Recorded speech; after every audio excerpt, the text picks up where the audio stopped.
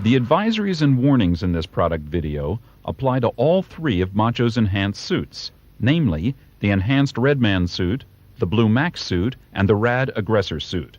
But just to keep things simple, only one of these suits, the Enhanced Redman suit, is being used for demonstrations in this video.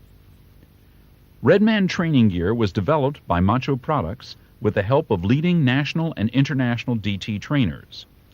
The purpose and value of the equipment is that it allows trainers to conduct two types of simulations, arrest and control as well as defensive tactics simulations.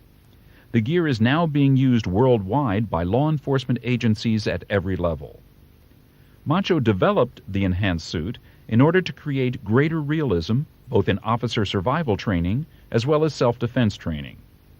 Another benefit of the gear during simulations is that it permits training strikes to body areas that are off limits in normal DT training. The enhanced suit is intended first for officer survival training, which emphasizes more realism and more training options. For example, its use in relative positioning situations and weapon retention scenarios. It's also intended for self-defense training, to learn defenses against a simulated live attack. The traditional Redman suit is the best gear both for arrest and control simulations and for simulations that don't involve strikes to vital areas. This video refers to the enhanced suit either by that name or as enhanced gear. The terms trainers and instructors are used interchangeably. Demonstrators wearing instructor suits must be qualified trainers, although they may be acting as assistants. Enhanced gear comes in several variations. First, the Redman enhanced suit for law enforcement. Second, the Blue Max for self-defense training. And third, a black suit sold for other self-defense applications. This video shows the risks of dynamic simulation training, the importance of instructions, warnings, and guidelines, the elements of safe training, acceptable levels of force and the proper use of enhanced gear, examples of misuse, and concepts and techniques of force relation to target. Enhanced gear helps protect instructors and students. However, no equipment can guarantee protection from injury.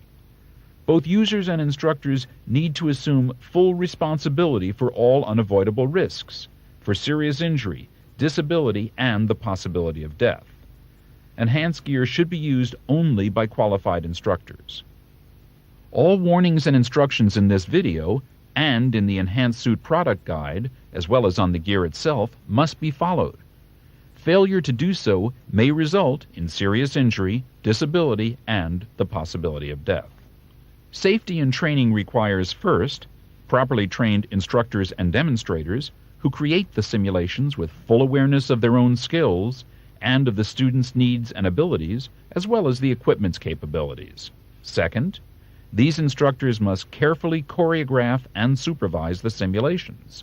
Third, they must choose proper protective gear for the instructors, demonstrators, and students.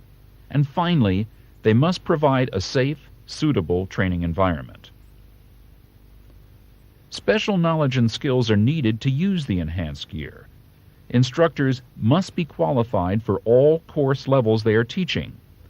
Enhanced gear should not be worn by instructors or demonstrators who aren't qualified or adequately prepared. Instructors must be familiar with the risks of injury and how to avoid them, including the risk of accumulated trauma. The instructor's enhanced suit must be used in conjunction with the student suit, as described in the Enhanced Suit product guide. All gear must be properly fitted and secured. If straps become loose or dislodged, stop the training exercise immediately, reposition, and resecure the straps before continuing. Enhanced gear allows most simulation segments to be conducted with light force to the head, throat, neck, and spine. At the same time, the gear allows moderate force strikes to the groin and other non-vital target areas during normal positioning. Do not strike body parts which are not target areas, such as the joints, namely the ankles, knees, hip sockets, wrists, elbows, and shoulders. Do not strike unpadded exposed areas, which may change with different positions during training, and also if the equipment shifts. Avoid penetration of the face cage to avoid eye and other facial injuries. Impact-resistant eye protection must be worn if there's any possibility of accidental penetration of the cage.